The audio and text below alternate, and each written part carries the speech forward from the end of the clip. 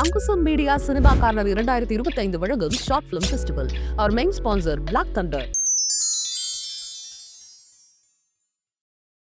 Welcome to Angusam cinema. நான் தான் உங்க விஜிடிக்கு பேசிட்டு இருக்கேன். இன்னைக்கு நம்ம ஷோல எந்த படத்தை பத்தி பேச போறோம் அப்படின்னா, பாபி சார் உண்மையிலே திட்டிருக்கா ஆர் இஸ் இட் ஓவர்?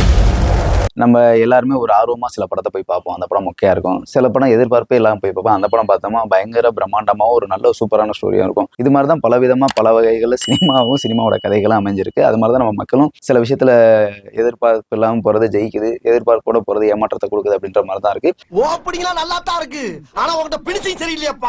இந்த படத்தோட டைரக்டர் யாருன்னு பார்த்தீங்கன்னா பிரவீன் கே. இவர் இதுக்கு முன்னாடி என்ன எரிந்தால் மேனகா இந்த படங்கள்ல வந்து அசிஸ்டன்ட் டைரக்டரா இருந்திருக்காரு. ஸோ இவரோட படைப்புகள் எப்படி இருக்கும் அப்படின்றத தான் போய் பார்க்க போயிருந்தோம். அதுவும் இல்லாமல் குறிப்பா இதுல விஷ்ணு விஷால் தயாரிப்புல விஷ்ணு விஷால் நடிச்சிருக்காரு ஒரு போலீஸ் ஆஃபீஸரா. எல்லாம் வெறும் ஆரம்பம் மட்டும்தான்.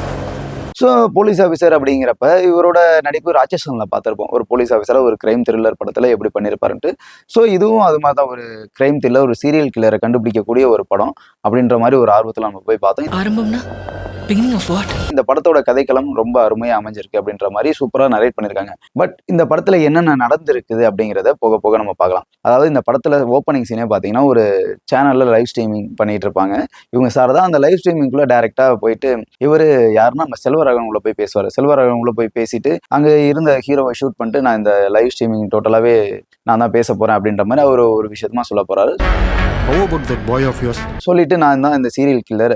இந்த சீரியல் கில்லர்ல என்னோட ஒரிஜினல் நேம் நாராயணா, ஆனா புனை பெயர் அழகர் அப்படின்ற மாதிரி வச்சுக்கிட்டு, ஸோ அழகர் அவர் வந்து இந்த படத்துல வந்து ஒரு மிகப்பெரிய ஒரு ரைட்டர். அவர் வந்து தோல்வி அடைந்த ஒரு ரைட்டர், ஒரு எழுத்தாளர் அப்படின்ற அவர் ஒரு 4-5 புத்தகங்கள் எழுதியிருக்காரு. அந்த புத்தகங்கள் பெருசா பேசப்படலை, எல்லா இடத்துலையும் ஒரு மதிப்புள்ள குப்பை மாதிரி தூக்கி போட்டாங்க அப்படின்ற ஒரு ஆதங்கத்திலையும் வெறித்தனத்திலையும் நேரடியாக இங்கே வராரு. நான் அடுத்தடுத்து ஒரு 5 கொலைகள் பண்ண போறேன், அந்த 5 கொலைகளும் நீங்க தான் கண்டுபிடிக்க போறீங்க. அந்த 5 கொலைகளுக்குமே பாத்தீங்கன்னா டெய்லியும் கொலை பண்றதுக்கு முன்னாடி 1 ஹவருக்கு முன்னாடி உங்களுக்கு இன்ஃபர்மேஷன் கொடுப்பேன். முடிஞ்சா நீங்க யாருன்னு கண்டுபிடிங்க, பேரோட நான் சொல்லிடுவேன், நீங்க யாருன்னு கண்டுபிடிங்கன்ற மாதிரி போலீஸ்க்கும் மீடியாவுக்கும் சவால் விட்டுருவாரு. கொலை நடக்கிறதுக்கு சரியா 1 மணி நேரம் முன்னாடி கொல்ல போற கேரக்டர் பேரை வெளிப்படுத்துவேன். சரி ஓகே அப்படின்ற மாதிரி எதுனா, சரி அவர் தானே சீரியல் கில்லர், வாடா உடச்சு போய் அவரை இது பிடிச்சி காப்பாத்திரலாம் மற்றவங்கலாம் அப்படின்ற மாதிரி பிளான் பண்ணி போகும்போது என்ன பண்ணிடுற, அதுல தான் பெரிய ட்விஸ்டே இருக்கு. நம்ம தமிழ் சினிமால பார்க்காத ஒரு விஷயம் என்னன்னா, சீரியல் கில்லர் அப்படின்ற ஒரு ஆளு உயிரோட இருந்து தான் எல்லாத்தையும் கொண்டு பார்த்து அதுக்கப்புறம் கடைசியா தான் அவரை கண்டுபிடிப்பாங்க. ஒன்னு அவரை அரெஸ்ட் பண்ணுவாங்க, அவரை கொலை பண்ணுவாங்க. ஆனா இந்த படத்துல பாத்தீங்கன்னா சீரியல் கில்லரா இருக்கிற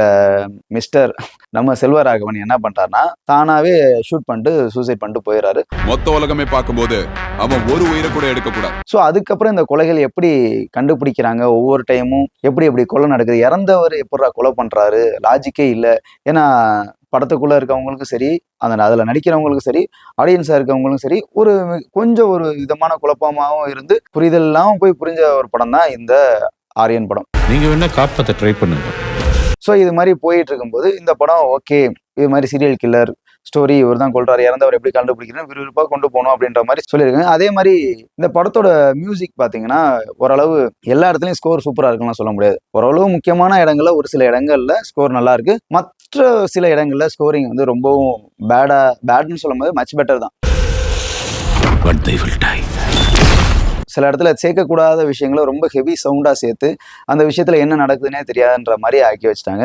ஸோ இப்போ இந்த படத்தோட ஸ்டோரி இதுதான். ஒரு போலீஸ் ஆஃபீஸர் ஒரு சீரியல் கில்லரை எப்படி கண்டுபிடிக்கிறது, அதாவது செத்த சீரியல் கில்லர் அடுத்தடுத்து கொல்ல போறவங்களே எப்படி கண்டுபிடிக்க போறாரு அப்படின்ற ஒரு விஷயம் தான் இந்த படத்தோட ஸ்டோரி. அந்த போலீஸ் ஆஃபீஸர் யாருன்னா அவர் விஷ்ணு விஷால் கொடைக்கானல்ல ஏற்கனவே ஒரு இது மாதிரி சீரியல் கில்லர் ஸ்டோரி எல்லாம் நிறைய கண்டுபிடிச்சிருக்காரு. ஸோ அதனால அவரை இந்த கேஸ்க்கு போடுறாங்க.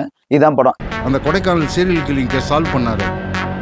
இந்த படத்தோட பெரிய மிஸ்டேக் என்ன அப்படிங்கிறதுக்கு உள்ள வருவோம். ஸோ இந்த படம் அப்படின்றப்ப நம்ம ஆரம்பத்திலேயே ராட்சசன் படத்தை பார்த்துட்டு நிறைய பேர் எதிர்பார்ப்போட போயிருப்பீங்க. இதை நான் சொல்லக்கூடாது, இருந்தாலும் நான் சொல்றேன், எதிர்பார்ப்போட போயிட்டு ஏமாற்றத்தை கொடுத்த படம் தான் மிகப்பெரிய ஏமாற்றம்னு சொல்லலாம். ஏன்னா இந்த படத்துல வந்து ஒரு சீரியல் கில்லர் ஒரு விஷயத்த கொலை பண்றாரு, அதுவும் உயிரோடு இல்லாமல் இறந்தவர் ஒரு ப்ரீ பிளான்டா எல்லா இடத்துலையும் பிளான் பண்ண டைமிங்ல வீடியோ டெலிகாஸ்ட் ஆகுறது, ஒரு டைம் டெலிகிராமில், ஒரு டைம் சீரியல்ல, ஒரு டைம் டைரக்டா சிக்னல் வீடியோஸ்ல, இது மாதிரியெல்லாம் டெலிகாஸ்ட் ஆகும்போது ஓகே சீரியல் கில்லர் பயங்கரமா கொண்டு போயிட்டு இருக்காங்கடா அப்படின்ற மாதிரி தான் நம்மளுக்கு தோணும். ஆனா இந்த இடத்துல பாத்தீங்கன்னா ஒவ்வொரு இடத்துலயுமே நிறைய ஜம்ப்ஸ் இருக்கு. 1 மணி நேரத்துல சிட்டி பூரா அனௌன்ஸ் பண்ண பேரை வச்சிருக்கிறவங்கள ஃபில்டர் பண்ணி ஐடென்டிஃபை பண்ண முடியாது சார். என்ன ஜம்ப்டா அப்படின்னு கேட்குறீங்கன்னா, இப்போ விஷ்ணு விஷால் ஒரு இடத்துல கொடைக்கானல்ல ஒரு கிரைம் ஸ்டோரியை கண்டுபிடிக்கிற அப்படின்ற மாதிரி தான் உங்கள்ட்ட ஸ்டார்டிங்ல சொல்லியிருந்தேன். அந்த படத்துல அதான் காட்டியிருப்பாங்க. அந்த கிரைம் ஸ்டோரியை கண்டுபிடிக்கக்கூடிய ஒரு தடயவியல் நிபுணராக தான் இவங்க யாருன்னா அவரோட மனைவியான மானசா, அதாவது இந்த படத்தோட ஹீரோயின், அவங்கள காட்டுறாங்க. ஒருத்தன் வாழ்க்கை பூரா பிளான் பண்ணி ஸ்கெட்ச் போட்டு பெர்ஃபெக்ட்டா எக்ஸிக்யூட் பண்ணிருக்கான். ஆனா இதுக்கப்புறம் விஷ்ணு விஷால் இந்த கேஸை கண்டுபிடிக்கிறதுக்காக நிறைய விஷயத்துல ட்ரை பண்ணிட்டு இருப்பாரு. ட்ரை பண்ணும்போது அவங்க ஒரு தடயவியல் நிபுணரா அவங்க ஒரு விஷயத்துல இருக்கிறாங்க அப்படிங்கிறப்ப அவங்க விஷ்ணு விஷாலுக்கு எந்த ஒரு விஷயத்திலுமே ஒரு ஹெல்ப்பா இல்லாம ஒரு போலீஸ் டிபார்ட்மெண்ட்டுக்கு அவங்களுக்குமே ஒரு சம்பந்தம் இல்லாத ஒரு கேரக்டர் மாதிரி தான் ஒரு படத்தோட ஃப்ரேம்ல இருக்காங்க. ஏன்னா ஸ்டார்டிங்ல மட்டும்தான் லவ் மேரேஜ் அப்படின்ற மாதிரி காட்டினாங்க. அந்த இடமே பாத்தீங்கன்னா எதுக்காக அந்த கேரக்டர் உள்ள கொண்டு வந்தாங்கன்னு தெரியல. அந்த கேரக்டர் வந்ததுக்கு வராமலே இருக்கலாம். ஸோ இவங்க லவ் பண்ண சீனு அப்புறம் மேரேஜ் ஆன சீனு இது எல்லாமே ஒரு சாங்ல காட்டிட்டாங்க. திரும்ப மறுபடியும் தூக்கத்திலையும் கனவுலையும் ஒரு சில சீன் காட்டியிருக்காங்க. ஸோ இந்த மாதிரி சீன்லாம் எடுத்துட்டாலே இந்த படத்தோட ஜம்பிங் ஃபைல் கட் ஆயிரும்.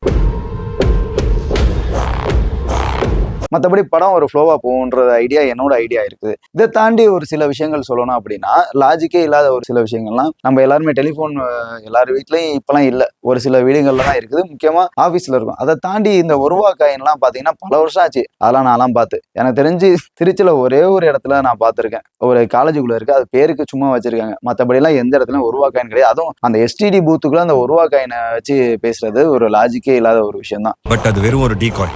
ட்ரஸ்ட் மீ கைஸ், இது இவ்வளவு சிம்பிளா இருக்கிற வாய்ப்பே இல்லை.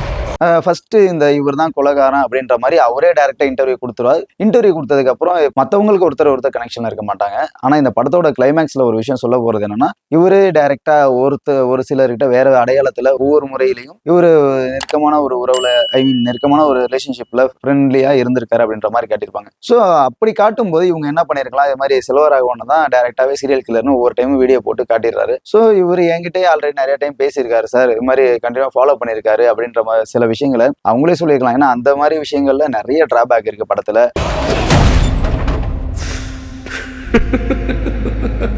அதே மாதிரி கிளைமேக்ஸ் இவங்க கொண்டு போய் வச்ச விதமும் பாத்தீங்கன்னா ஒரு மாதிரி சொதப்பலான விஷயம் தான், யாருமே ஏற்றுக்க முடியாத ஒரு விஷயம் தான். எப்படின்னு பாத்தீங்கன்னா, ஒரு ரிப்போர்ட்டர் கேட்பாங்க ஒரு கொஸ்டின், சார் அப்ப நீங்க ஒரு போலீஸ் ஆஃபீஸருக்கு பதில் சொன்னா இது சட்டப்படி தப்பு அப்படிங்குவாரு. அப்புறம் பப்ளிக்கா சொல்ல போனா இல்ல அதுவும் தப்பு தான், இல்ல அதை கொஞ்சம் நியாயப்படுத்துற மாதிரியே சொல்லுவாரு. என்ன அப்படின்னா, இவங்க எல்லாம் பாத்தீங்கன்னா சமூகத்துக்கு நல்லது நினைச்சவங்களுக்கு எதுவுமே அங்கீகாரம் கிடைக்கல, அதனால இவங்களை கொண்டு இவங்களோட பேரை வெளில தெரியற அளவுக்கு நான் அங்கீகாரத்தை கொடுத்துருக்கேன் அப்படின்ற மாதிரி சொல்லி இந்த படத்தை சொல்லியிருப்பாங்க. அது எந்த விஷயத்துலையுமே ஒரு லாஜிக்கே இல்லாம இருக்கு. இந்த உலகத்துல நீ எங்க தேடினாலும் நான் உனக்கு கிடைக்க மாட்டேன். நீங்களும் பாருங்க, என்னடா லாஜிக்கே இல்லாம இருக்குன்னு சொல்றேன்னு பாக்குறீங்களா? ஏன்னா இந்த படம் டோட்டலாவே அப்படிதான் அமைஞ்சிருக்கு. மற்றபடி ஸ்டோரி எல்லாம் பிளான் பண்ண மாதிரி ஒரு சில விஷயங்கள் கொண்டு போனாலும் அவங்க எதிர்பார்த்த விஷயங்கள், அவங்க அப்ளை பண்ண விஷயங்கள் மக்கள் யாரும் ரசிக்கும்படியா பெருசா இல்லை. மீண்டும் இதை பத்தி நீங்க தெரிஞ்சுக்கணும் அப்படின்னு நினைச்சீங்கன்னா நீங்க தியேட்டர்ல போய் படத்தை பாருங்க, பார்த்துட்டு உங்களுக்கான விஷயங்களை நீங்களே தெரிவிக்கலாம். சரியா? நம்ம மீண்டும் அடுத்த ஒரு ஜெலியன் சினிமா ஷோல உங்களை சந்திக்கும் முறை நான் உங்கள் Vijay DK. Tata, bye by.